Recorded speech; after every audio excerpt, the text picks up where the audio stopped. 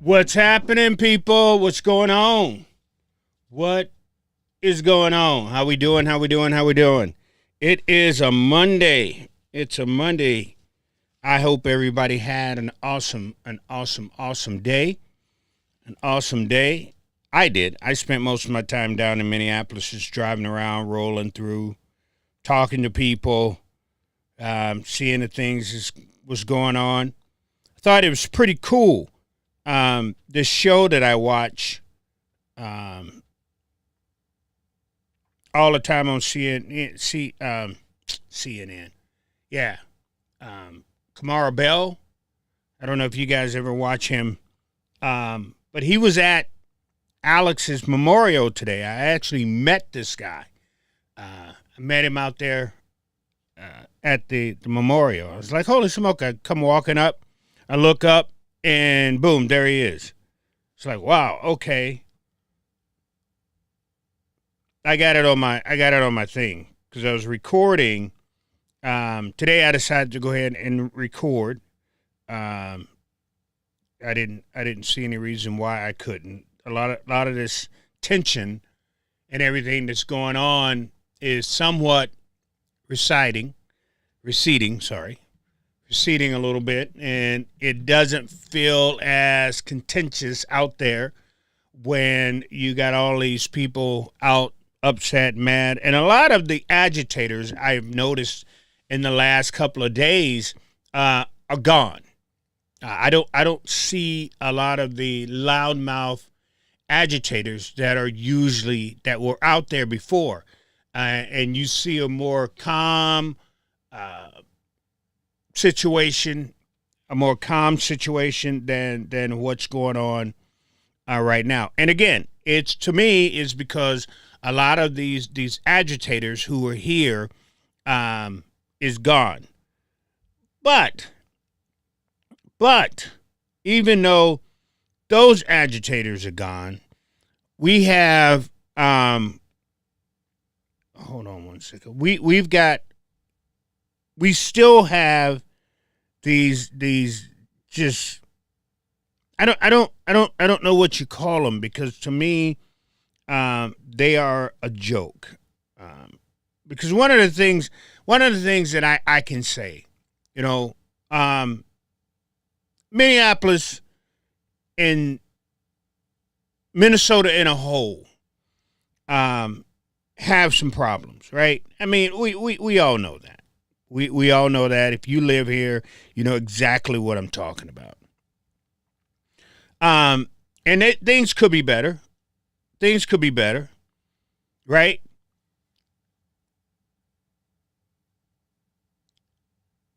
But I was born in Shelby County, or Memphis, Tennessee.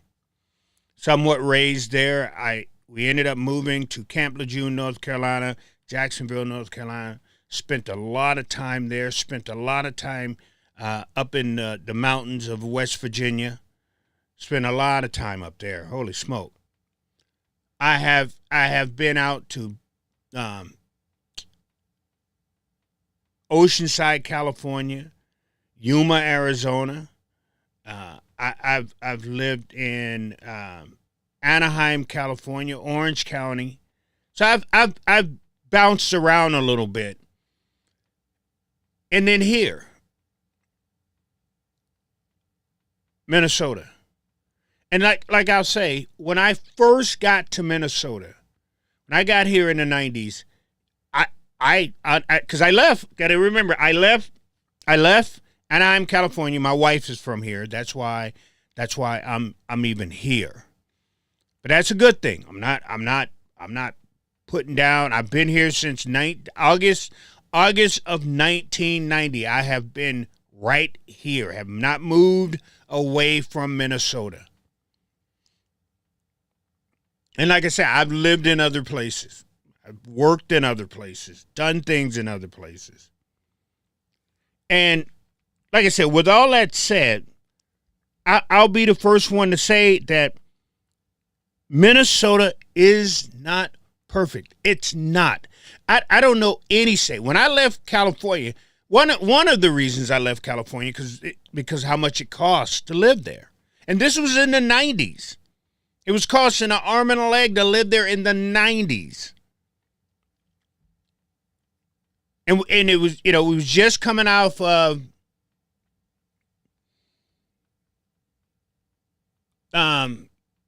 we was just, somewhat coming out of the crack epidemic down over there, and every place you go was nuts.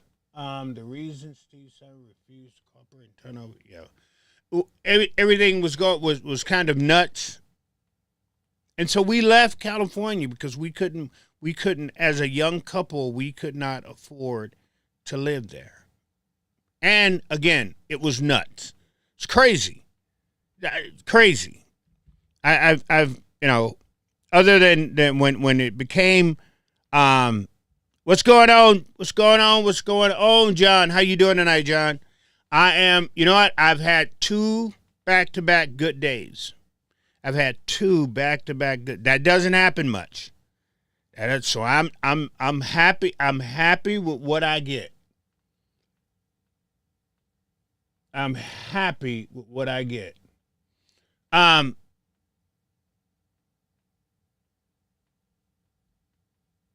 But I moved here to Minnesota, and we have made Minnesota our home. I have raised 2 boys that I'm very, very proud of. What's happening, James? How we doing? I've raised 2 boys that I'm very, very proud of. I got 3 grandkids that I spoil as much as I possibly can. So, when it comes down to it, I know we got 2 parties. They're both nuts on both sides. That they're nuts on the Republican side, and they're just as nuts on the Democratic side. So don't give me that crap. I watched what was Walter Hudson on this dude's show today, and he was on. I forgot what's it, Ben something. I think that's his name. I'll find it. But Walter Hudson was on this dude's show today, and I'm sitting there just shaking my head, going, "There's no way in the world that this dude is a representative." But he is. So what I'm saying is, and then you get Amy Klobuchar. She's running off at the mouth now. And I'm going, there's no way she's a representative. But she is. So don't give me this Republican and Democrat crap and you want to pick a side. Don't. This is what I'm saying. Because what gets me, what really, really gets under my crawl, is when we have these assholes, flat out bums, coming into the state of Minnesota. Ain't never been here before, but coming here just like this knucklehead right here.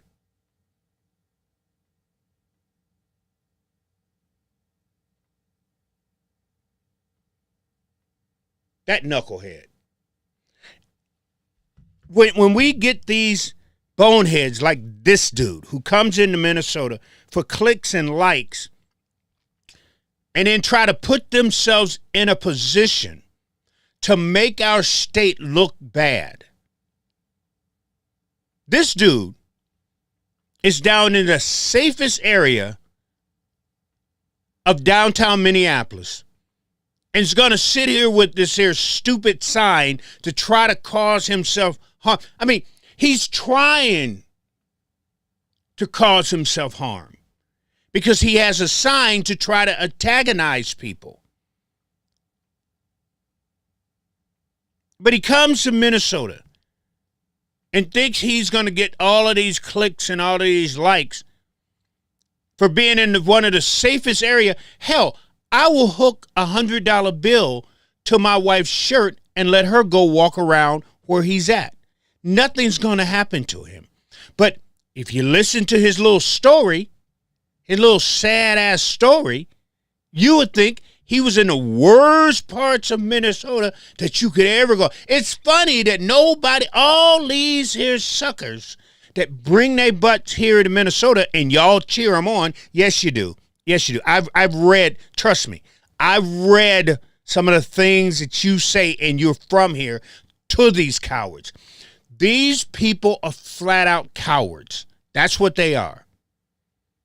Cause they ain't going. They ain't going. I told this buffoon.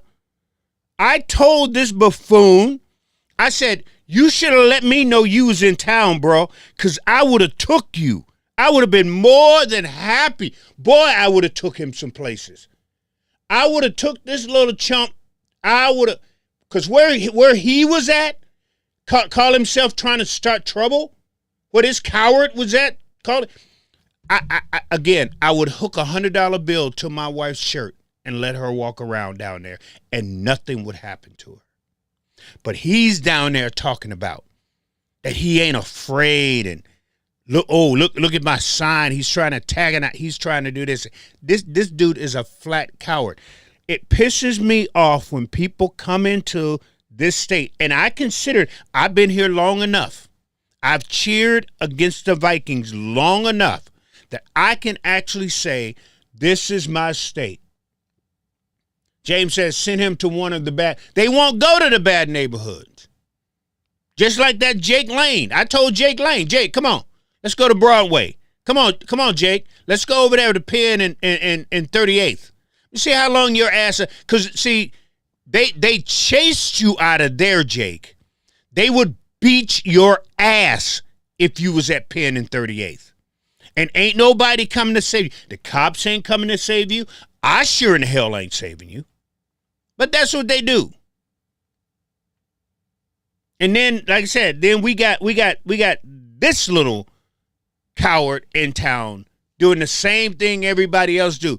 Look, I wasn't born here. I can't call myself a native Minnesotan.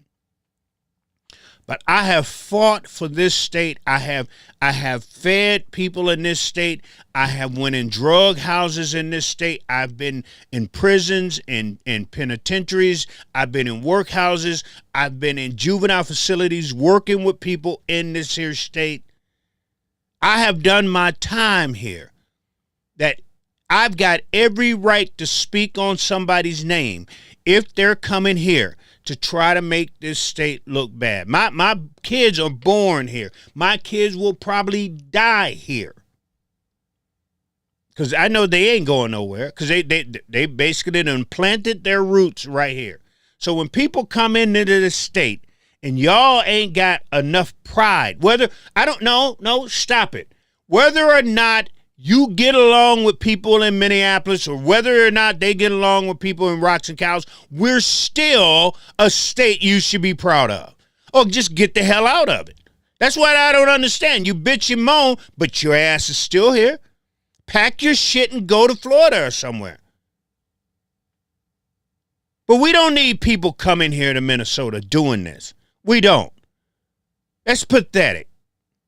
So if I'm the only one that's going to talk up on this, when these coward, low-life, dirty, sniveling pigs come into our state and try to use our state so they can get more likes and then they can get money and get paid off. And if I'm the only one that's going to say something, so be it. I don't care.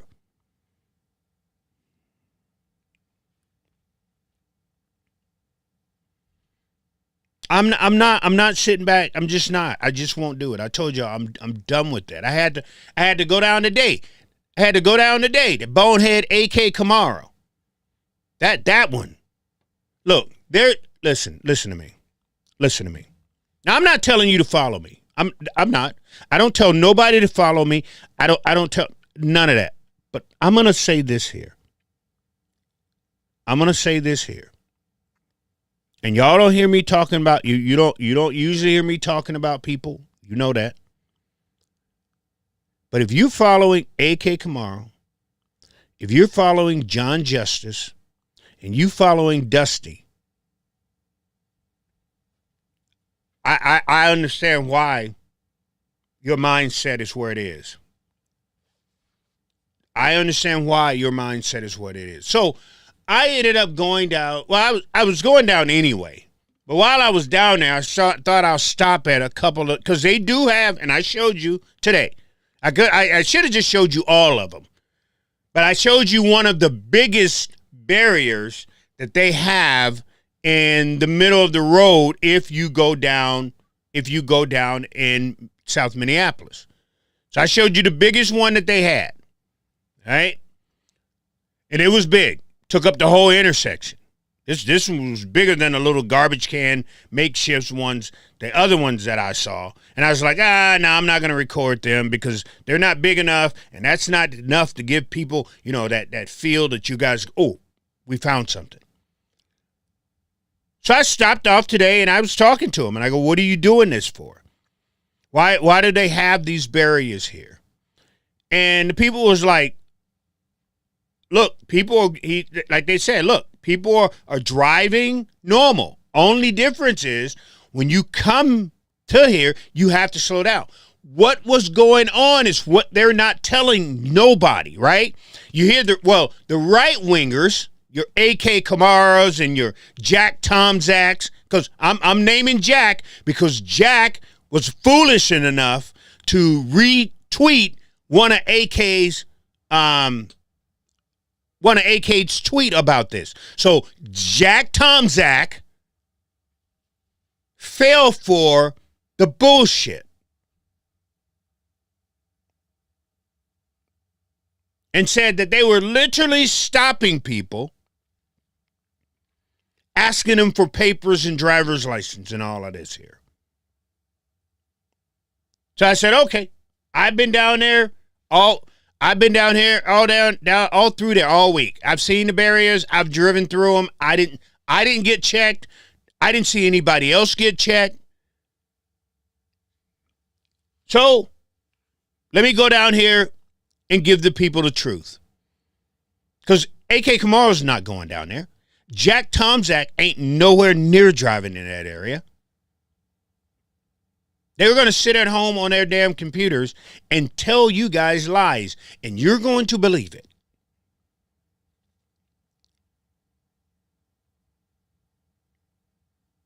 I'm not out to protect anybody. I'm not out to prove one side wrong or right. I just want the truth, man. I want us to get back to, we're so far away from understanding the truth. It's not even funny. I can tell you guys anything and you have to believe it because number one, you're not going to go find out for yourself. So you got to believe what I tell you. And I'm not going to tell you something that is just not true, something that's just not right. I'm not going to do that. It's not going to happen. I can easily do it. Easily.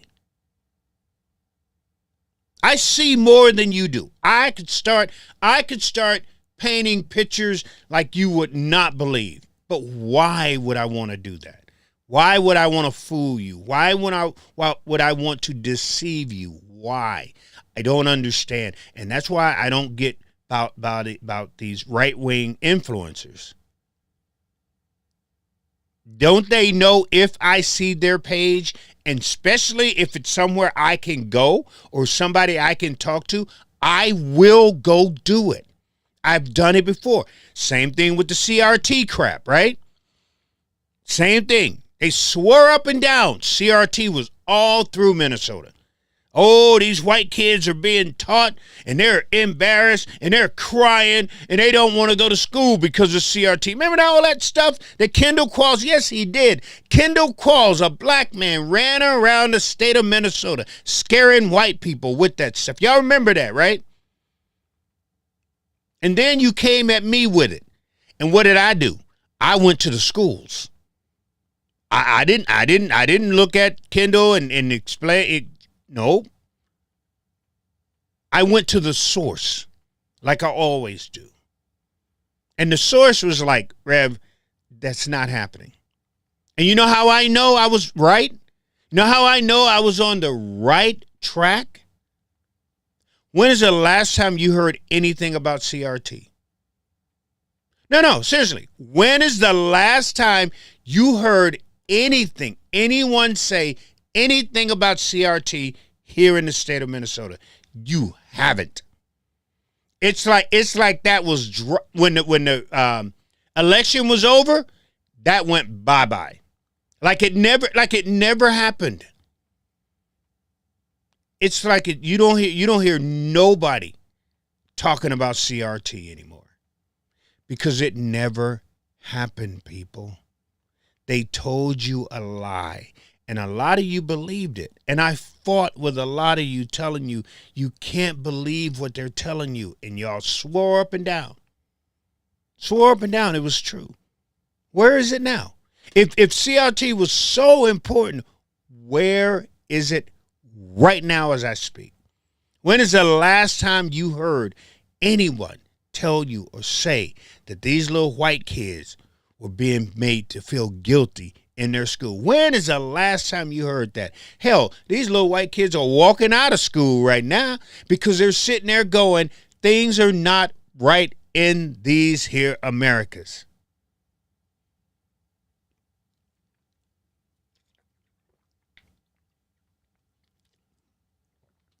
So I ended up going down and stopping at one of the largest, and I wanted to make sure that I touched the largest one that was out there. And I talked to him, and I said, dude, what's going on? What are you guys doing? And he goes, only thing we're doing right now is we're slowing ice down. That's what he said. He said because they over there in that going up and down Cedar, there's just balling. Just ball. That's how, just like he said, he goes, that's how we know they're ice, how fast they're driving. If these dudes would drive around town normal, only way they're going to pick up on them is if they're leaving, because a lot of times what happened, I'll tell you exactly what happened. These people got radios and, well, phones and things of that sort. So you have someone sitting right now at the Whipple building. This is what happens. So somebody's sitting at the Whipple building.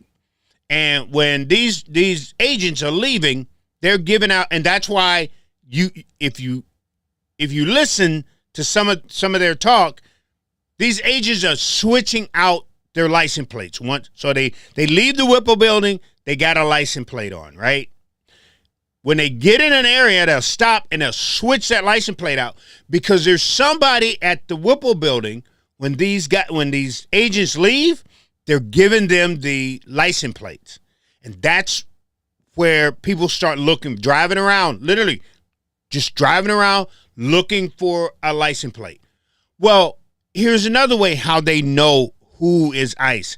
Because they're driving like nuts in the community. They're going down Cedar so fast. So these guys are like, well, we got a way to slow them down. This is what we're going to do. So they put these barriers up. So they can't go down the side streets. They can't go down the main street in a 35-40 doing 70 miles an hour. That's why they put these up there. Wasn't to check people out. If you go to my page, look at the video that I did today. Show me anybody that they stopped. Show me anybody that they wouldn't let through. Traffic was flowing just like it always is. Flowing just like, the only difference is it's going through those intersections very, very slow. That's what's going on. But you're not going to get that from these knuckleheads on the internet who sit at home and comes up with ideas that they see off the internet and then tell you about it and then you run with it.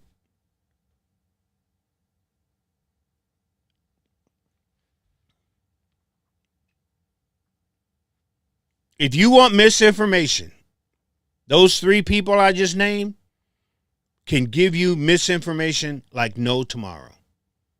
They don't do no research. They don't look into anything. They don't care. They don't care what they're feeding you. They know you're out there. They know you're vulnerable. They know that they can say whatever they want and you're going to believe it.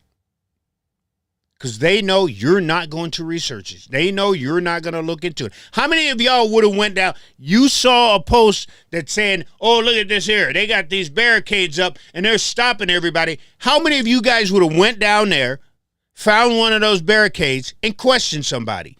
None of you. And you know that as well as I do. There is one person on here that would have went down there and did that. Not one.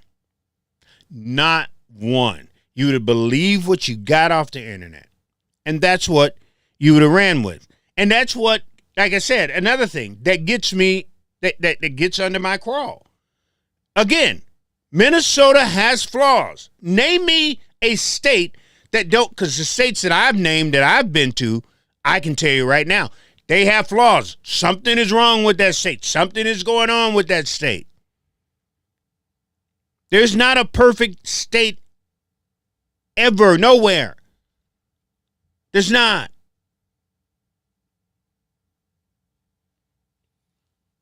So when these cowards come in here and they try to make the people of Minnesota look stupid, they're talking about all of us.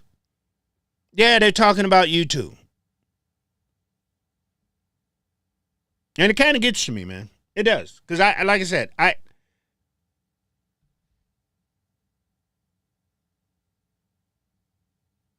care about this state. I do. Because I know when I'm gone, both my boys are going to be here. My grandkids are going to be here. My wife, she's going to be here until her last days. And it's sad to see us giving fire to these cowards that come in here and do this stuff. Come in here and try to make this state look worse than what it really is.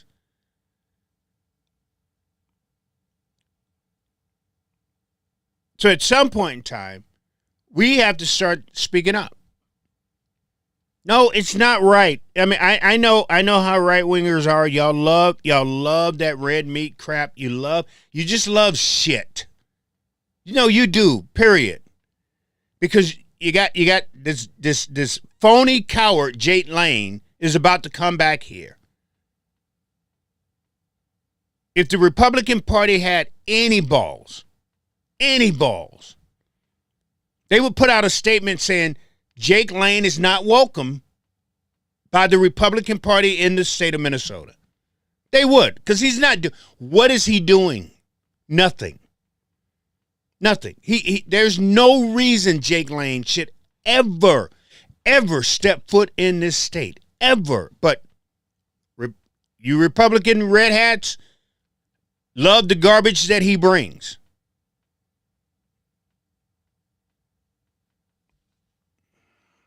He's a phony. He is a phony. And those type people, we need to let go and we need to call them out.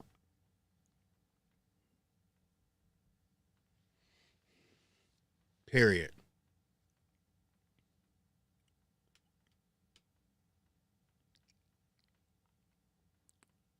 But one of the things that I definitely have to deal with on tonight, because I saw a video a young black lady made, and one of the things she was talking about was she was saying that the black church, or black church, whatever, however she wanted to word it,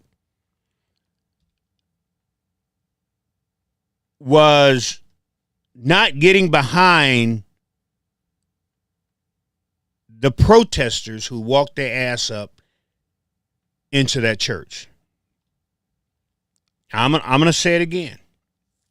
I see this two ways.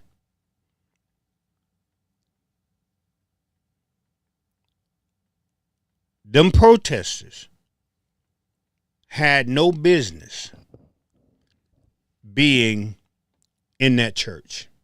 None. Zero. And they got what was coming to them. I know everybody been talking about, Rev, they used a KKK rule against them. I don't give a damn what rule they used against them. You don't go into a church like that. Hold on. Let me show you something. A while back, there was a young man that was sitting in a parking lot in Brooklyn Park, in a church parking lot in Brooklyn Park. And he was questioned by some white people of, why are you in our parking lot? It was a white church. And he said, I come here every day and this is where I pray. So instead of white people just leaving him alone and just letting the man pray, and then he goes about his business, because that's basically what he did, they called the police on this young man. I was pissed off about that part, because basically racially profiling him. Oh, black man in our parking lot, what could happen? That's pretty much what it was about. But a group of protesters decided that they should have the right, because they called the police, and we know what happens usually when you call the police on a black man, white people. Y'all know, come on, you know what happens. And I can understand getting mad at that. I get it. And they decided to roll up into this man's church. They did it. This isn't the first time.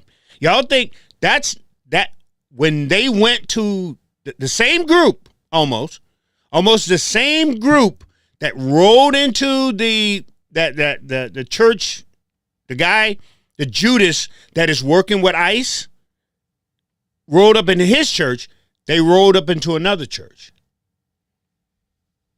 I wasn't happy with that either. So I don't want people sit here thinking, oh, Rev, you're just mad because they went into that church. No, I was pissed when they went into the church in Brooklyn Park. Very, very upset. And I made myself clear. You don't go into people's churches and do that and cause havoc in a church. You just don't do that. I don't give a flying jack what you say. I don't care who he was, what he was dealing with. God's going to take care of that man. And that's the point that I don't think sometimes people think that you need to be bigger than God. You will never, no matter what and how you do it, ever be bigger than God. Now, Jesus could have easily known Judas's heart. And as Judas walked away, Jesus could have called him back. Only thing Jesus had to do was touch Judas to change his heart. But he didn't do that. See, Judas had to go through something. He had to be made an example of. And when you are taking 30 pieces of silver, Monday, Tuesday, Wednesday, Thursday, Friday, Saturday, and then you put yourself in a pulpit and try to say that you're helping the foreigner, the oppressed. See, like I told them, they didn't have to go into that church. God's going to take care of that man. Because you cannot hurt the oppressed. You cannot hurt the poor. You can't.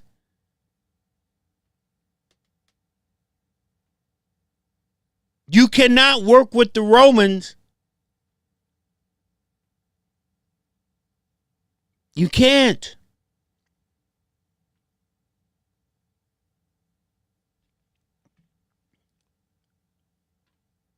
I don't know how much y'all read your Bible, but I always give you some type of place to go and read. But go to Acts. Read Acts. Good place to start. But I want you to read about Saul. Saul was vicious. Saul was ugly. He was mean. And in Saul's head, he was like, I need to get rid of these so-called people that they call Christians. I need to get rid of these so-called poor, because most Christians back in those days were poor, right? Because that's what Jesus came down. Jesus came down for the poor, for the downtrodden, for the oppressed, for the meek and meager. That's what he came down here for. So a lot of these Christians was poor people. They were immigrants. They was foreigners, correct? So Saul decided, I'm going to get rid of them. Some of them I'm going to turn over to the government. And some of them, I'm going to watch people throw stones and just kill them right there on the side of the road. You cannot be a Saul. Monday, Tuesday, Wednesday, Thursday, Friday, Saturday, and then try to preach Jesus, God's word on Sunday out of one of the best, the holiest places you can be, and that's a pulpit. You cannot, I don't care what you say, I don't care what anybody else say, you show me in the Bible, anywhere in the Bible where it says that is what God set you up to do. That's devilish. That's evil. So I understand why they went there. I understand it. I get it. I get it. Read Amos, another place you can read in the book. These are places I'm telling you can go to understand what I'm telling you. Especially when we're dealing with scripture. Amos was a prophet. You know what his main job was? His main job was God will tell him, and then he will go tell the people when they're screwing up. He will go tell the people when they're messing up. He will go tell the people when they're in the wrong. He will go tell the people to repent or God's coming to get you. Go to Genesis 13.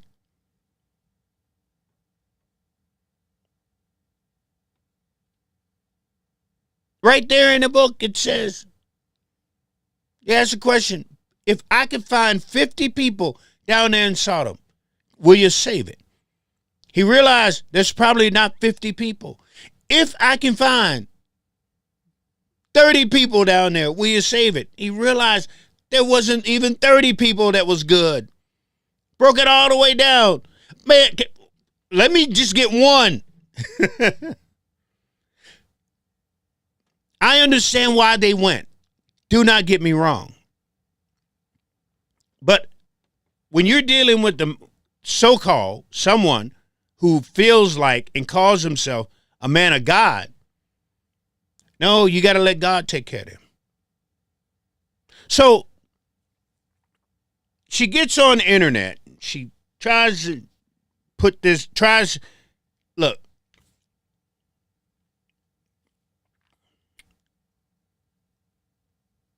You can't blame somebody else for your mistakes.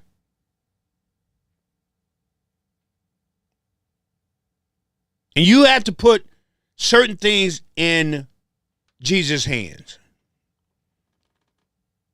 Because Jesus is the only one that can control what has you out of control.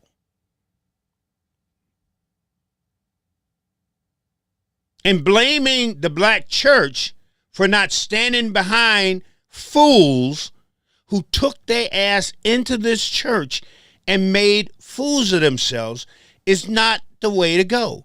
They went in, they knew what the deal was. Two of them did, I have to believe. Two of the people who was in charge. Now, them fools who followed them into the church, then that's on them. If you don't know who you were dealing with, that's on you. So, as someone who's in a black church, this is what I'm going to say to you, little girl. We ain't got nothing to do with why your friend is in jail or went to jail or in trouble. Your friend decided to do that. This is the whole thing that I was saying from the get-jump. The problem with the black community, you got one doing this, another one doing this, another one doing this, another one doing that. Nobody knows what anybody's doing. They have pop-up town hall meetings. Half of the black community don't even know what's going on. All of a sudden you turn on Facebook and somebody got a damn mic in their face talking about, oh, we this and we that. No, we don't get together. Black folks don't get together. Don't ever think that. There's so many so-called community leaders, you don't even know where to start and where to end. And then when you try to get people together, here's another problem. Oh, I'm spilling the tea tonight in the black community. Hell, you can't even get one church, one reverend to work with another reverend because he don't like him and he don't like him. And these are men of God. Those are facts, people. We got problems. We do. There are so bad problems in the black community. And the last thing we need is for a group of rogues to be going off in somebody's church. And then when people don't okay their actions, then you're going to try to call somebody out. Go have a seat somewhere. Ain't got time for that. Ain't got time for that. We don't even come to,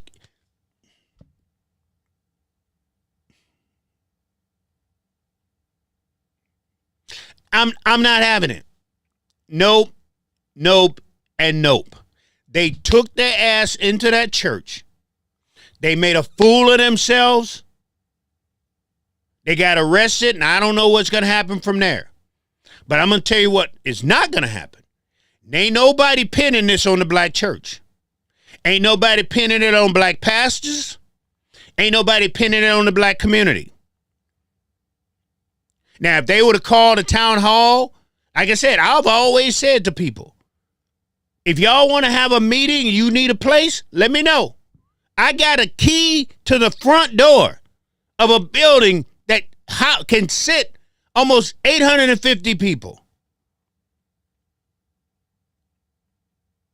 Have always had that door open for people. But nobody wants to walk into it because nobody wants to get together. And because everybody, see, the problem is everybody has to be the boss. Everybody got to be the boss. And that's the reason why you don't ever see me bragging about what I do, who I work with, what I do. Every now and then, I'll get on here and tell y'all, yep, I had lunch, I had breakfast with the Mounds View mayor. We collaboration, man, collabing with people. I don't just stay in one place. You don't get things done that way.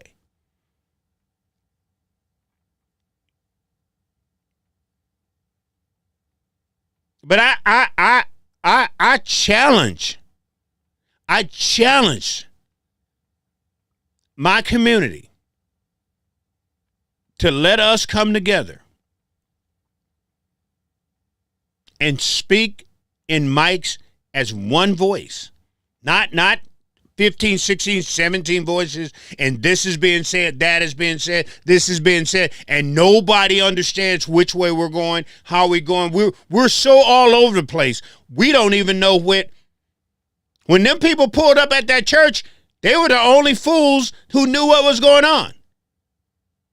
And it was wrong. It was wrong. Let me say that again. What they did was wrong. And if that white dude, William, was up in there in those children's faces, screaming and yelling, talking about Nazi this, his ass need to be in jail. Anybody that was in that church yelling and screaming in somebody's face, that's what Liz Collins says.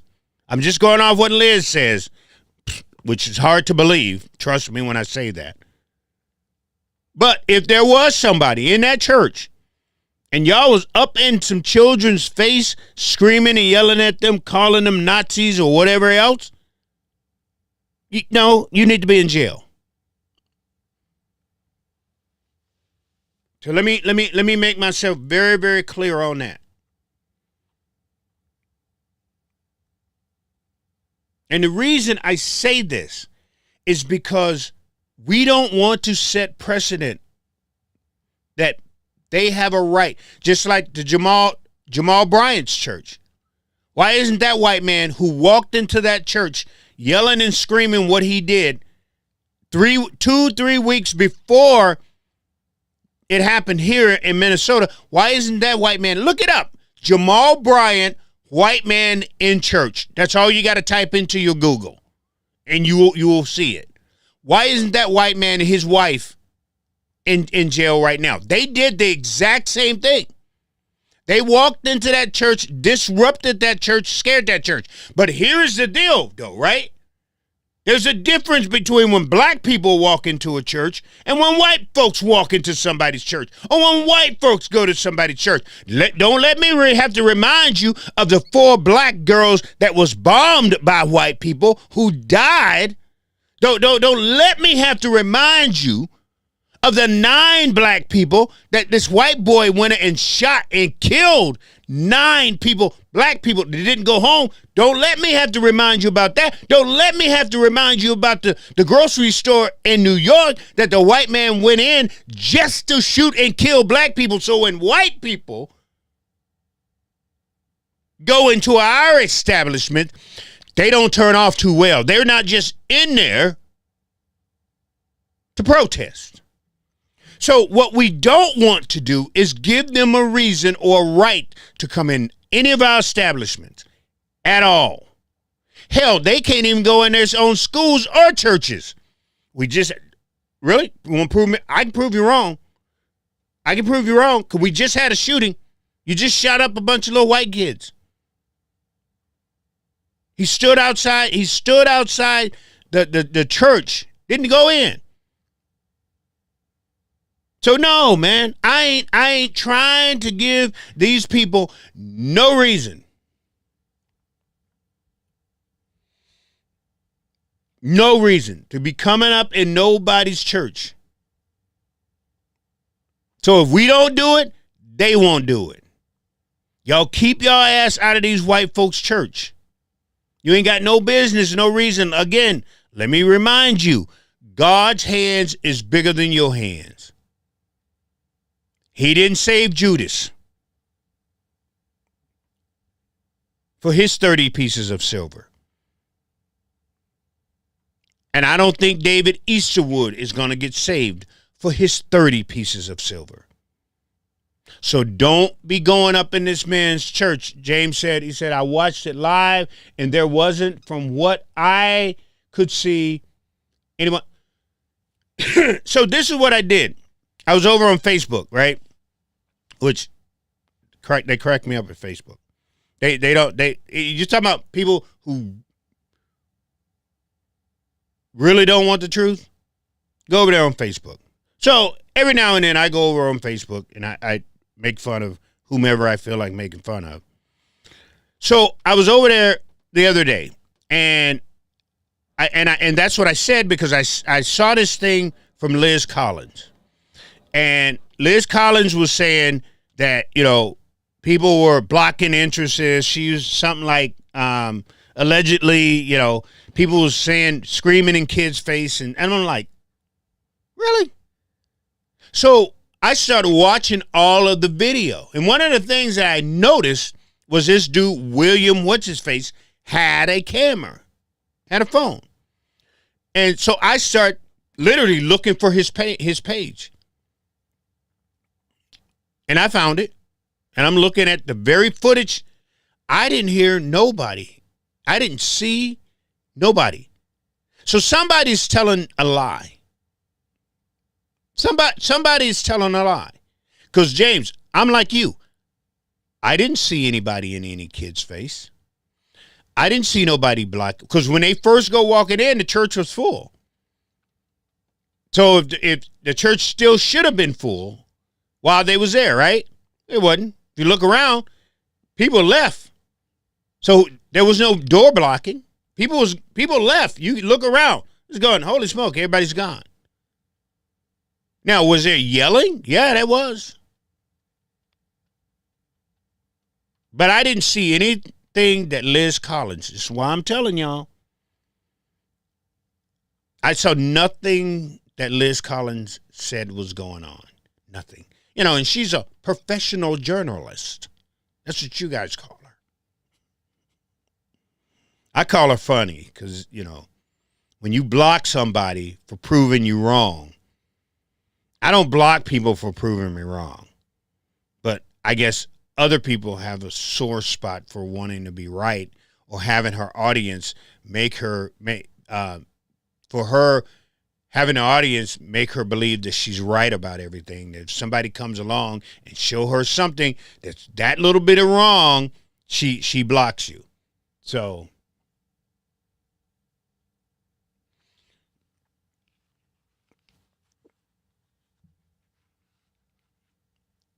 Liz Collins blocked me because, you know how people always run around saying, oh, well, I proved Rev wrong.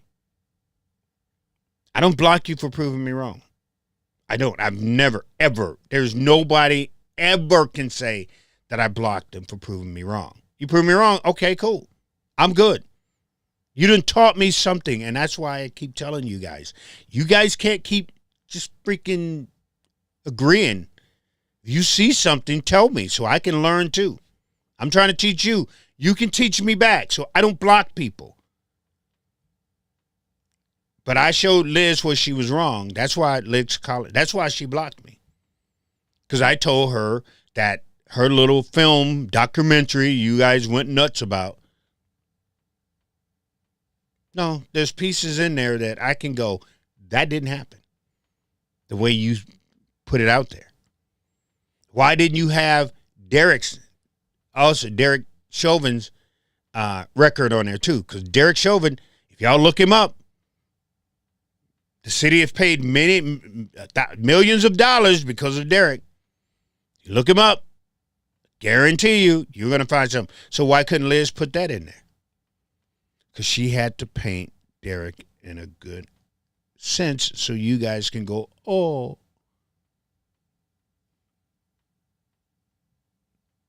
But no, black folks in the black church, we're not to blame for people being ignorant. Not to blame. It's not going to happen. I don't want to hear about it.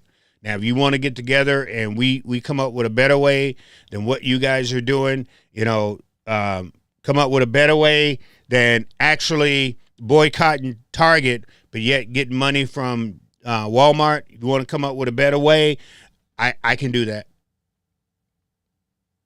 But I'd be damned if I'm going to sit back and let somebody try to call out the black church because other people want to be ignorant. Just not going to happen. Just not going to happen. And if we all want to get together and sit down, I don't have to say a word. I've always said that. I don't have to say one word. I just got the key to where we can all meet and we can put something together. I don't need to be boss. I don't need to be I can be a worker bee like you wouldn't believe. I have no problem in doing that. When y'all having these little meetings and you having these little press conferences and all this here, let everybody know. Not everybody know. You turn on Facebook Live and there y'all are. And then then other people who don't know about it sit here and think, oh, well, they're speaking for everybody. Y'all don't speak for me. There's nothing that comes out of your mouth. Nothing. If we don't sit down and have a conversation about it, I don't give a flying jack what you say. You don't speak for me. Let's make sure we are clear on that.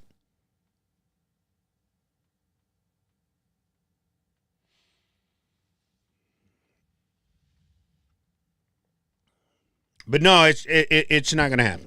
All they have to do is let's start making phone calls. Let's start tapping on people. Let's start talking to people. Let's start doing things that we can make a difference with one another. Let's come together as a collective of people. I don't understand why that's so hard for us to do. Why? Because this person is mad at this person, was mad at this person, mad at this person. So I'm not going to work with this person. I don't want to be around this person, and I'm not talking to this person. Enough of that crap.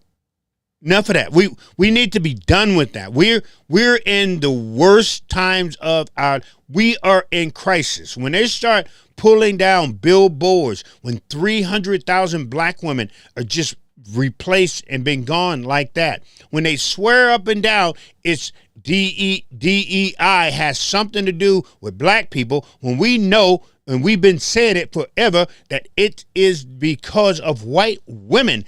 DEI has been foundationally good to them. And y'all know that as well as I do. That's a fact. But no. Because they have you believing that you're better than the best black man. You empty your pockets for them. Watch this. And then I'm done. Then I'm done. I said a couple nights ago that Minnesota is turning into Mississippi. And I know a lot of people didn't understand what I was saying. You know why? Because they came back with, oh, well, we read better than them, or their consistency of reading. That's not what I was talking about. That's not what I was talking about at all. Mississippi was a hotbed. Alabama was a hotbed for the worst racism ever in the state of Minnesota. I mean, ever in the state of these United States. It didn't get worse than when you was down there. It was bad. Really bad. And black folks was telling people how bad it was. Just listen. White folks would go down there and try to help, and then they died. What was that little girl, a woman from Boston? I think it was Boston, if I'm not mistaken. I forget her name. But she was a white woman that went down and tried to help during all of the segregation, all of the hate, all of the racism. Don't you know white men killed that woman? Shot her while she was driving black people.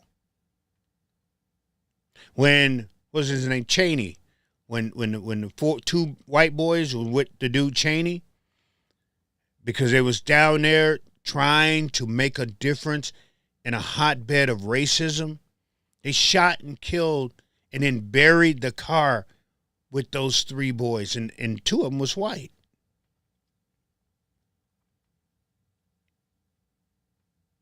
And in order for what was going on down there and the way that they were treating at the time African Americans descended of slaves, black people,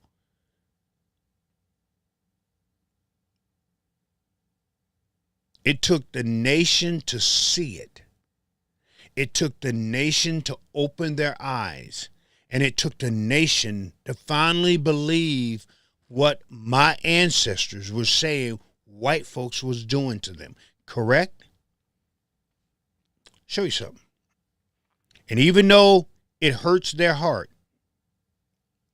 I'll see where it started. It's in Mississippi.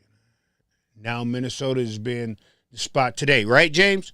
So let me show you something. A couple of days ago,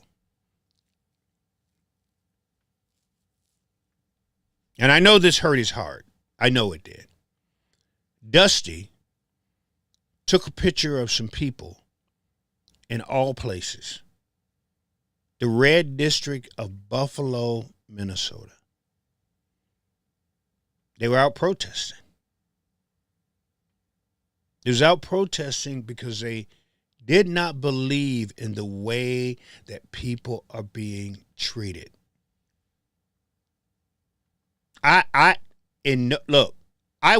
Rockford, for people who are not from here, Rockford is like 99% white. Buffalo is probably 99% white. And it's out there. Now, I work in, worked kind of off and on in this little bitty town right off 55, probably about 30 minutes outside of the city. Well, according to people who have never lived in Minnesota, everywhere is Minneapolis, no matter where you go. But anyway, Buffalo, Minnesota is about as redneck as you can get. Matter of fact, on your way to Buffalo, there's this little redneck bar right outside of Rockford. Coming down Highway 55, you go around the bend, and when you get around the bend, there's this literally look like a shack bar. Redneck bar. True redneck bar. There was Trump's first term. They put this flag up that was so big. They had to have 2 cranes to hold this right outside. Look it up. Look it up right there in Buffalo, Minnesota. This flag was so huge. 2 cranes to hold this flag up. This is how MAGA deep Buffalo is. You go over there and you ask them if Trump won in Minnesota, everybody in there, hell, everybody in there will tell you he won. That's how MAGA this place is. And because people who know Buffalo, it's like I said, as red can be, could not adjust or come to grips with the fact that there were actually people in Buffalo who were sitting there going, this is bull. We're tired of this. In Buffalo. They had to be shipped in order to protest. Of all places. I mean, they could have, trust me, there was thousands of places in Minnesota that they can go into a red place if they wanted to actually talking about shipping these people in somewhere. But to pick little bitty old redneck Buffalo, come on, man. No, these people are getting to the point where they're like, enough is enough. We're tired of y'all treating people a certain way. Now, Saturday, I ended up going, Jesse Jackson Jr. and the Rainbow Push Coalition came here from Chicago. And one of the things that they were, kind of here to do was bridge the gap between the black community, Somalian community, the Asian community, the Hmong community, the Nigerians, the West Africans. That's pretty much what they were here for. I went to a kind of a get up on Saturday for that, and trying to bring all these groups together so we can stop this infighting. That's what they were here for. That's been the push to get black people out, to get black people working and helping with everything that's going on, whether you're going delivering boxes for people, you're helping drive someone somewhere, or you're doing something, right? The door has been open now. The black people are saying, okay, we're going to help. And we're hoping and praying that y'all got the message. Y'all understand now that when we say police brutality, we're not joking. When we say that the gang units are jumping out, grabbing us off the side of the roads, we're not joking. When we're saying that they're kicking and knocking our doors down without warrants, we're not joking. When we're saying they're shooting and killing our people and nobody gives a damn, we're not joking. When we're saying the police will put a billy club up on side your head, we're not joking. We want you to understand it. And I do believe that Mississippi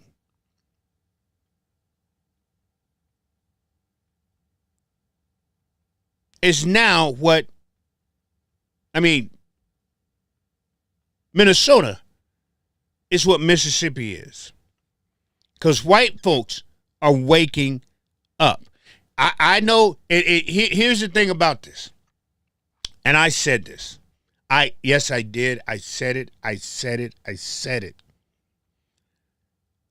When the Republican Party, Fox News, Donald Trump, Pete Hegseth, everybody was running around here, especially what's that fool down there in Florida? What's that Ningon butt?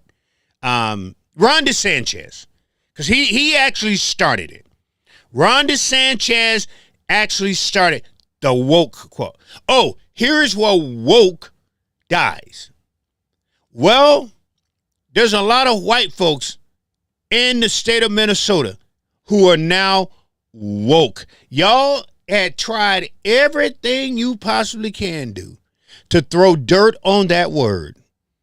And knowing that's not what that word meant. You know what that word meant? I'm going to give you an example. True story. So when we used to walk to Mr. Johnson's store, my parents would tell us, stay out of the road. If a truck comes down the road, you get in the ditch. If the truck stops, you run to the cornfield. In other words, stay woke. Keep your eyes open. Because ain't no telling what the man's going to do. He can try to either run you off the road or he can stop his truck and grab you. But either way, you got to keep your eyes open. You got to stay woke. That's what that word meant. But the Republican Party and their minions decided to take that word and make it the worst thing. You know, they had to do that. We don't want white people actually caring about people that don't look like them. That's what that was about. We don't want white folks to give a damn about people that don't look like them. And knowing that all through history, there have been white folks that gave a damn about people. And now y'all done woke Minnesota white folks up. Now, y'all can sit there and you can talk about them all you want. You can put them down. I know what you're doing. You got to make yourself feel good. All right? Oh, they're paid. They're being paid. Really? How much did you pay all of those old white folks, Republicans, when you bust them into City Hall? Yeah, they're paid. When you gave them all those shirts to protest a cop that just killed a black man. How much you pay all them old white folks that you brought into City Hall? Oh, we can play the game. Y'all know. Hey, look. Y'all should know me by now. You throw a rock, I'm gonna throw it back. All these people got to be paid in order to come out to care. That's what cracks me up when I hear white folks say that. You're telling me the only way that these people will care about somebody? Wait, no. Let me back that up. So you're telling me the only way you could care about somebody that don't look like you is you have to get paid? Because that's what you're saying. Because these people, the very people that I met from Pipestone, Minnesota, who the lady said, I had never had the feeling to want to go and do anything. She said, until now. And we drove all of this way because I want to make a difference. And I'm looking at this white woman going, what did you just, huh? Pipestone, Minnesota. Look it up. Look it up where it's at. They drove, a group of them drove from Pipestone, Minnesota to be in the protest. Not a dime. They didn't get paid a dime. They paid for their own gas getting there. They paid for their own gas getting back. So when I seen this picture of all them white folks right there at the Culvers, I ate lunch there. I used to go eat lunch right there at that Culvers. Because Rockford didn't have nothing, once the A&W closed down, we would have to drive all the way to Buffalo to eat lunch if you didn't make your lunch at home. So 15 minutes, it's only 10 minutes from where I work to get to Buffalo, 10-minute drive. So I could cruise up there, grab me a Culver's or whatever else that's in town, Taco Bell, because they had all the stuff over there. But that Culver's that all them white people were standing at, I've eaten there many, many occasions. I don't think they're paid. I think here are some white folks who have woke up from the lies, from the deceit, and start saying enough is enough. Minnesota has turned into Mississippi. True facts. Because and if y'all don't, like I said, I don't know how to make people understand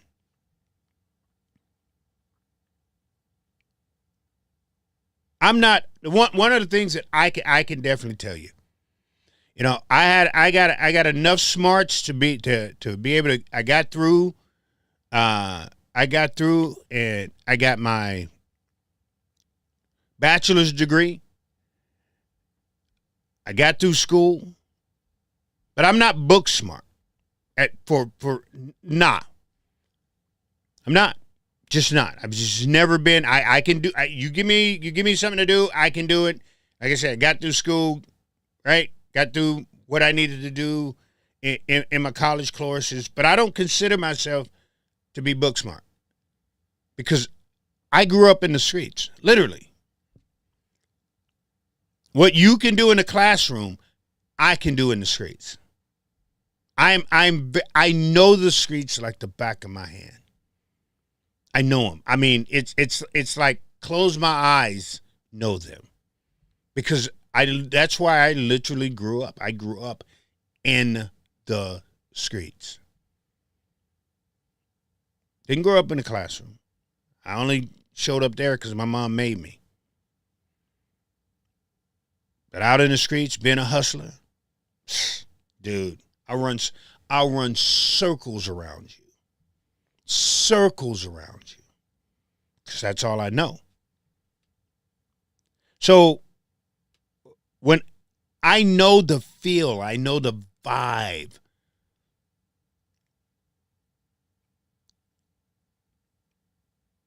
Just like I told you when I went and I testified before the situation with George Floyd, and I kept telling them, you gotta listen, something has to be done.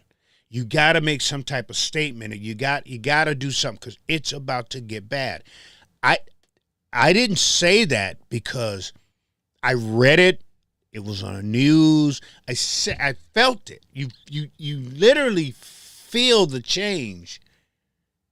Right? If you're in the streets, you know what I'm talking about. If you ever lived in the streets, if you ever was a person who depended on your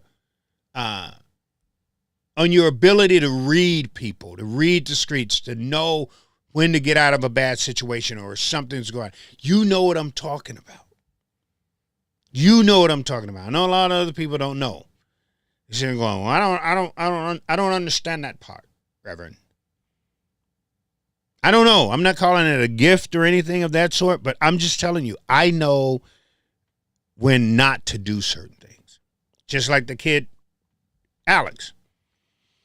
No, he had no right to die. But I'm going to say it again. Dude should have never done that. He should have never been. Alex should have never put himself in that position. Period. I got a gun on me. I'm not going to be in the streets. I'm not going to be waving cars by. I'm not going to be yelling at the ICE agents. I'm doing none of that. None of it.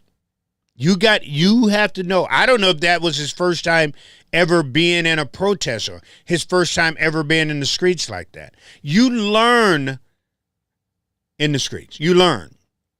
And you can't be out there thinking that you're privileged. You got like the white woman that they pushed. That was white privilege, people. People. Well, what is white privilege, Rev?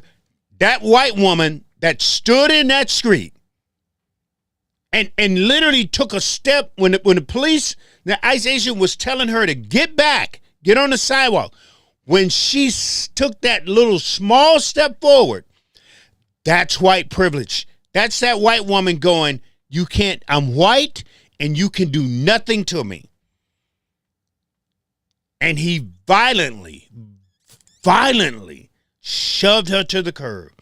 But that's what if you ain't never seen white privilege, that's what it looks like. even though she paid the price for it, that's what it looks like. Period, point blank. So if you ever fighting with somebody and then they go, well, what is white privilege? Go find that tape and show them that white woman. Because that white woman in her head was like, ain't nothing going to happen to me. I can stand here if I want to. I'm going to, all of that. That's white privilege. No, it is, man. I don't care what you say. It is. But what I'm saying is Minnesota is about to change. Trust me when I say this. So when I come back and I say, I told you so. Not that I'm a magician or I'm a magic man or anything. It's just I know what I feel. You can just see. You got, like I said, remember last week when I said the difference between the George Floyd and now is George Floyd was angry. Angry.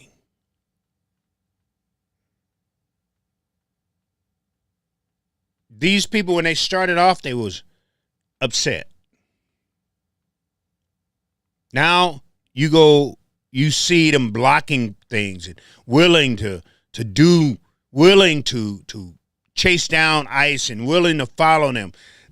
They mad. They was over there causing problems. I was going to go to the Whipple building today, but they was causing problems. No, I'm not going. I'm not going. I heard that some things went down at the Whipple building today, and they was getting after people. That's why I was like, nope. I was literally right down the street. I could have got on 55, and I could have been at that dang on Whipple building in literally 4 minutes, as close as I was. But then that's what it was like. No, stuffing's going down. I was like, I'm not going to the Whipple building. Not today. I'm not. No. This is what I mean. You got to know when to hold them. Got to know when to fold them.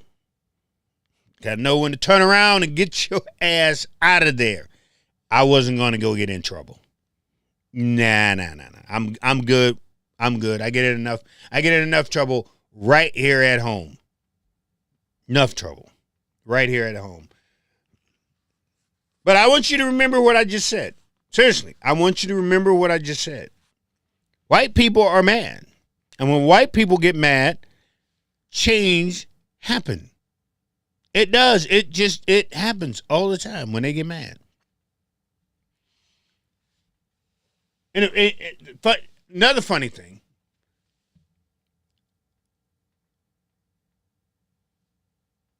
And they got mad in both areas this time, but I think it was more of a pushback because they were scared. It's like I said, same thing with Colin Kaepernick, right? So when Colin Kaepernick first started off talking about the injustice of a system that is so screwed up that it was hurting people, he was talking on a mic. He was talking in one of these things, and nobody heard him. And then all of a sudden, all these other football players and stars start talking in the mics. Nobody cared, right? No, they didn't care at all. So Colin Kaepernick was like, well, what am I supposed to do now? And what did he start doing? He started sitting, doing the national anthem. How many people complained about that? Y'all didn't even know he was doing it. Then he would go in the locker room and he would explain to people why he was sitting during the national anthem. Nobody said a word. Not one word.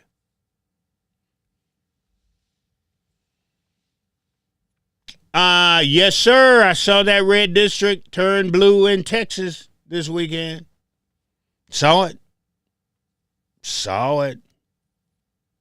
You see them farmers in Iowa that is very, very upset. They were saying they were saying that the Trump administration can take their check and shove it somewhere because that's not what they was promised. Get them from white farmers upset. It's over. But Colin Kaepernick decided to sit. And then he would go into the locker room and he said, I sat down because of injustice during the national anthem. Nobody said a word. And then this white Army captain was like, hey, dude, when you sit, that's disrespectful. He says, so please don't sit anymore. Colin, well, what should I do? He said, take a knee.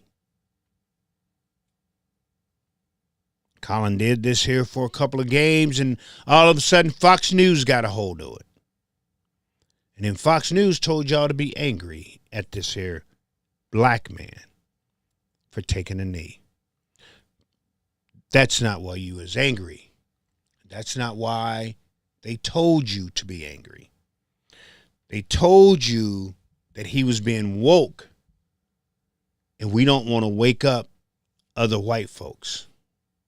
We don't want to wake up all of America to an unjust system that was going on towards one group of people. Fox News told you to get mad and get upset and scream and yell. And Fox News told you, let's make this about the flag. The very flag that black men died for. And when they did come home, some of them who did come home, and they was promised they get part of the American dream under that flag. The black blood that dripped off of that flag, go all the way to the beginning, every single war. And we were never paid our rightly due for dying, or our ancestors dying, or our people fighting in this country. It was never equal. But yet you tried to make it about that very flag. That's not what it was about. Fox News did not want you all to care about people that is different than you are. They didn't want you to feel the pain of black folks when they're getting beat up on side the head. They didn't want you to feel the pain of black folks when they're getting choked out for leaf-loose cigarettes. They didn't want you to feel the pain for black folks when they're going home with a bottle of Skittles, not bothering anybody, and you tell them that they don't have a right to stand up when they got some grown man following them who has a gun and knows he has a gun. And he takes the life of a young boy, and the only thing he was doing was trying to enjoy his Skittles. And then you make this here bonehead a hero. See, Fox News didn't want you to care about little black boy that was in the park playing with a BB gun. And a cop shoots him through the cop's window. And the car never stopped. They shot and killed him. Fox News didn't want you to care about this black man that was sitting in a car with his wife and his girlfriend. With his girlfriend in passenger seat and his baby in the back. And the police shot and killed him. They told you not to care, and you bought it. You believed it. When only thing we ever said is, can this be fair? I don't want what you have. I want to work for what you have. Can this be fair? Fox News said when the black people are screaming and yelling of all of these immigrants that they keep dropping off in their community and making their community the way it is, the white folks was like, as long as my community ain't affected by it, why do I care? That happened.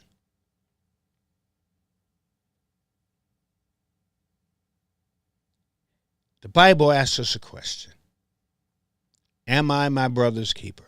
It never, ever once said in that Bible, my brother has to be white or my brother has to be black.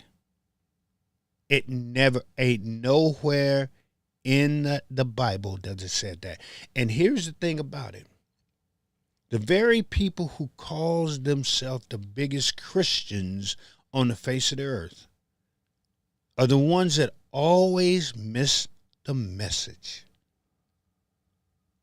So I'm going to leave you with this here message tonight, plain and simple.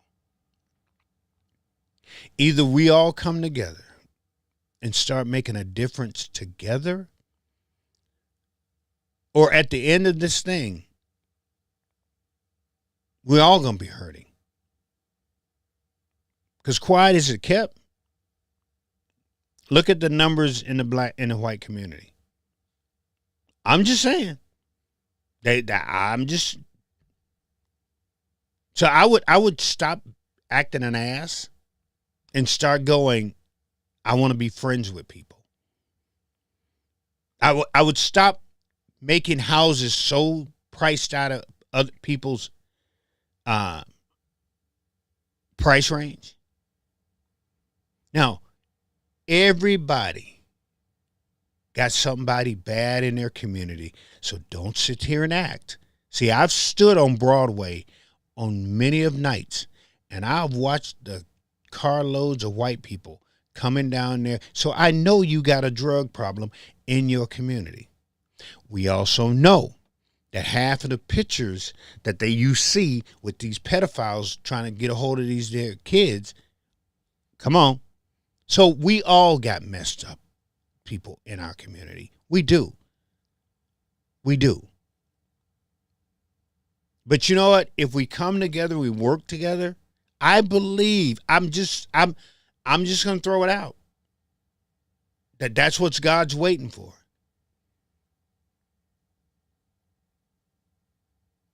I don't want a king. Never asked for a king down here. My king is up there. I'm going to say what I've always said on this thing from day one. We are better together than we are apart. These politicians get us fighting back and forth.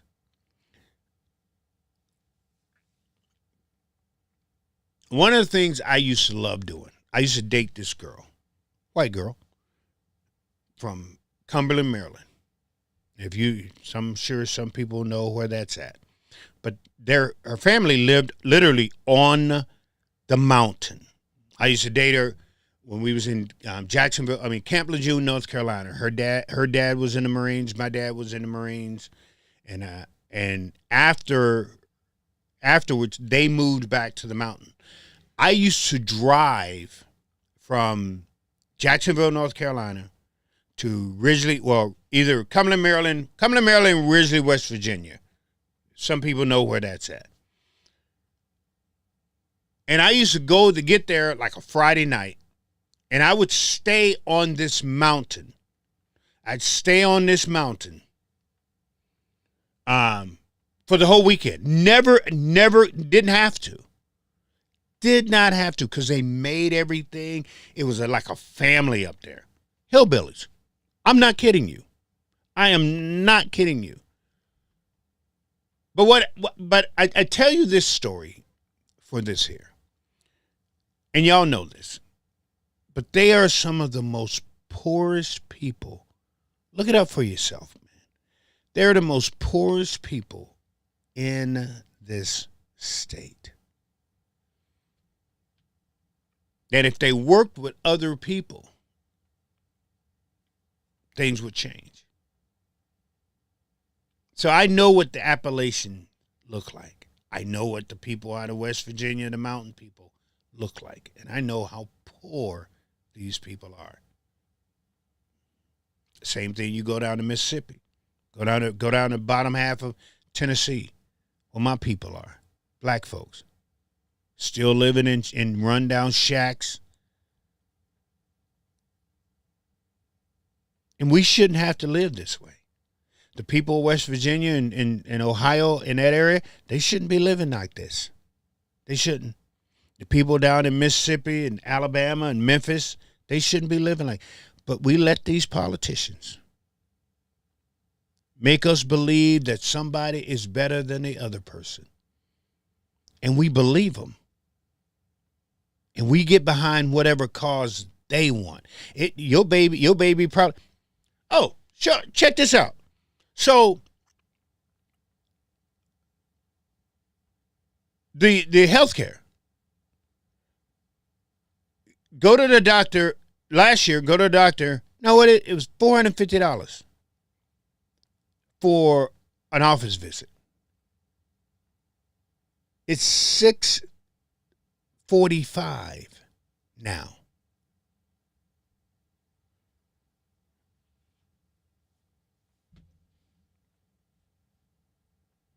You know why that is? I'm not blaming them anymore. I'm not blaming not one politician. Because we're so busy fighting each other that behind our backs, they're treating us like crap. And because we're so busy at each other, we don't even notice it. Until one day you turn around and go, I can't pay for this, so I have a choice. I got to sell my house, my car, and everything else to pay for a doctor's bill. We're getting to that point. Well, I am. I don't know about y'all. Y'all probably rich. I'm not rich, people. We're well off, but I ain't rich. So we got a choice, man. We can keep this up. We can keep hating each other. We can keep letting people tell you that you're better than the poorest black or you're better than the poorest white. We can keep doing this crap, man. At some point in time, I'm just looking at it and go, are you tired? Are we done? Have we suffered enough? Have we went through enough? Because I have. I'm done. I'm tired, man. Anyway, let's get out of here. It's a Monday night. I am done. I appreciate you guys. I thank you so much. Did we clear everything? I think we did. I think we cleared. Going to have to decide between food, medicine, and a place to live while the rich keep getting richer. Thank you very much, James. You got that right. And at some point in time, I don't know when it's going to be, right, James? But at some point in time, John says unity. That's right. At some point in time, I just believe we have to come together. Unity. We have to. Or you're going to lose out just like I'm going to lose out. That's what's going to happen. That's what's going to happen. And we're all going to be, and that's going to be the funny part. So let's say we all end up in the same place. Like James said, let's say we all end up in the same place with no food, no medicine, and no place to stay. Let's say we all end up, then what? How? No, seriously. No food, no medicine, and no place to play. No place to stay. So what then? How do we address each other? Do we still get this? Well, you're white and I'm black. I can't be around you because I'm black and you can't be around me because you're white. Do we still? And we're in the same place. Nobody's eating. Nobody can go to the doctor. And it's raining on both of our heads because we ain't got no place. So what do we do then? What draws us apart? What draws us apart then? You understand it just don't make no sense, right? No, it doesn't make any sense. Because if that was the case, we would have to try to come together and work together. Whether it was gathering sticks for firewood, gathering sticks to put on top of some place so our heads won't get, whether it's going out and begging on the streets and then everybody bringing everything back and we all digging at one time, we would have to work together, right? So, but that's the crazy part about this situation, man. Do we have to wait until we're starving? Do we have to wait until we're freezing or we're cold outside? You know what? That's one of the things about those homeless camps. Yeah, they get into arguments, they get into fights and everything, but you know what? Damn, they take care of each other. If somebody don't have food, They make sure that they either bringing food back or they're doing something to help them get food or whatever. That's one of the things. And in these homeless camps, there ain't no damn color no more. Because they're all poor. They're all homeless. They all don't have a place. People letting people sleep in their tent. New people come in. They introducing everybody to them because they're all down on their damn luck. They don't know where their next meal is going to come from or who's going to help them or where they got. That's one thing I do have to say I like about so why can't we come together and be like that before we get to the point to where we're in a homeless camp or something? He said we should be equal, but even in poor places, there is the poor whites people that still believe they're better than. Oh yeah, go to YouTube. You want to see that, James? I watch. Look, man, I watch some of all of this stuff. They got this. I'm trying to think of the name. They said you have to be open-minded and do as God tells us, and help one another. Yeah, that's the problem right there, John. We can't do what God tells us to do. We just can't do it. We can't. But yeah, James, go on. I don't know if you ever go on YouTube and watch this. Trying to think of this cat's name, but he's really, really good. He goes around to all like poor areas and stuff like that and talk to poor people. He was in Ohio, and these people didn't have a pot to piss in. But you know what this old man said? No joke. This old man said, "At least I'm not black." Oh, they had buckets catching the water, right? That came through the house. They didn't have anything to eat. And this old man said to this dude, "At least I'm not black." And I said, oh my God, you're as poor can be. You can't get any poorer than you. But you still have in your heart to be ugly. That's where we have to change. And I do believe Minnesota is changing there too. I do believe that's what's scaring people, especially Republicans here in Minnesota. That people are going, enough is enough. And this is like Scott Jensen. Watch this. This is what I told the Republicans. That's why I walked away from the Republicans. When I tried to help, when I tried to make them understand how they can come into the black community and make a difference. And this is one of the things that I was making myself very, very clear. I said, you guys can come in here talking about unity. You can come here and say, hey, we understand the poverty that's going on around here. Because there's no jobs anywhere around Minneapolis.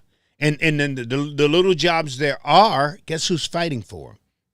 They're fighting the kids for these jobs, these fast food jobs that little white kids in the suburbs, this is how they get their money during the summer.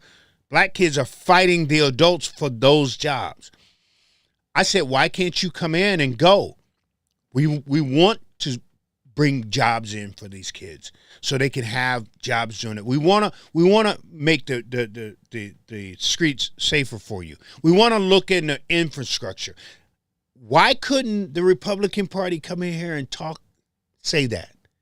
What's wrong with saying that to the black community? Because they would have to mean it from their heart. See the difference?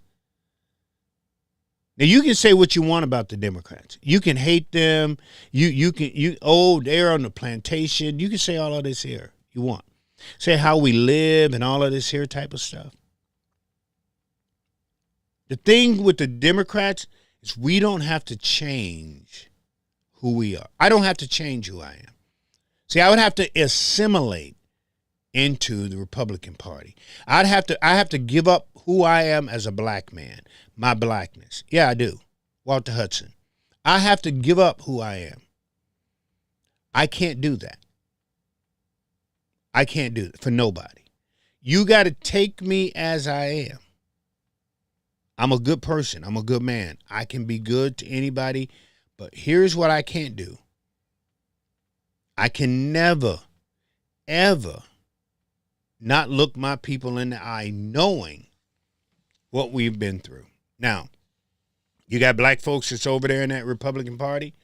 They can assimilate because they have never lived the culture. You understand what I'm saying?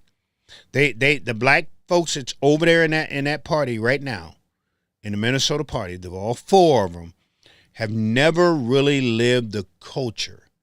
So it's easy for them just to go, my blackness is no big deal. I can come over here and try to assimilate to be white. I will believe what's white. I will act what's white. When people die. Walter Hudson, another thing that broke my heart today from Walter Hudson. And like I said, I always give Walter kudos. I always give him kudos. Always will. And he can believe what he want to believe. I don't care. But I never knew that he felt about George Floyd the way he did today.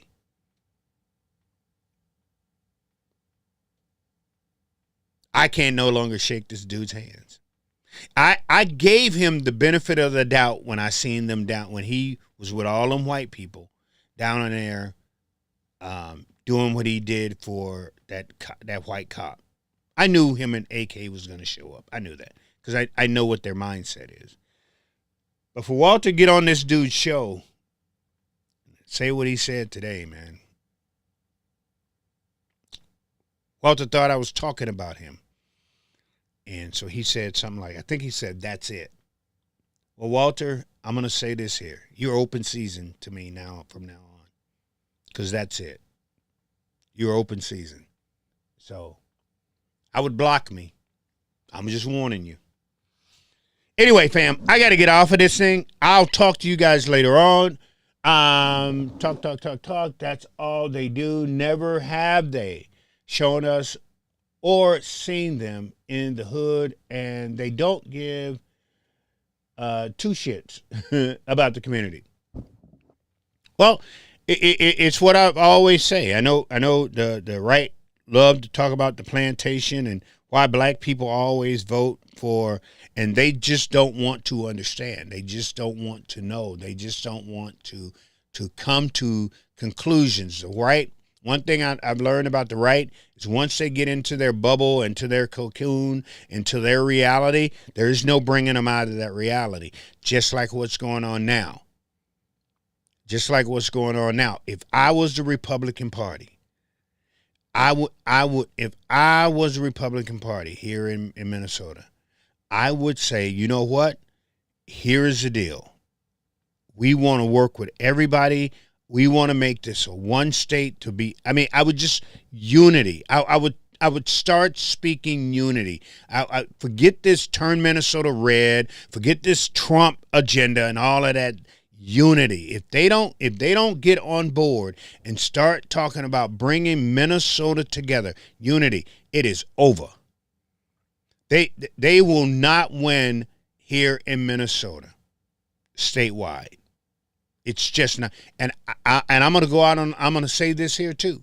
That trifecta that the Democrats had a while back, I guarantee you it comes back. That party is about the 1% of the rich and famous. I'm just saying, here in Minnesota, man, they better start talking unity. They better start talking about bringing people together, working together, seeing things together. That's what they better start doing. Because if not, because like I said before, only thing Amy has to do, this is it. If I was her, I wouldn't make no speeches. I wouldn't say crap that's going to get you in trouble. Walk on stage, say Donald Trump, walk off stage. That's it. As long as she keeps the message on Donald Trump, she cannot lose. She cannot. Don't fight with them. Don't say their name. Don't call them out. Don't say Republicans. Don't say nothing about the people here, the Republicans here in Minnesota. She don't have to. All she has to do is say Donald Trump and walk off stage every place she go. I wouldn't risk it. I wouldn't. You're sitting in a catbird seat. I was watching the poll. I think the polls is a lot higher than that. I mean, she's literally beating every single Republican.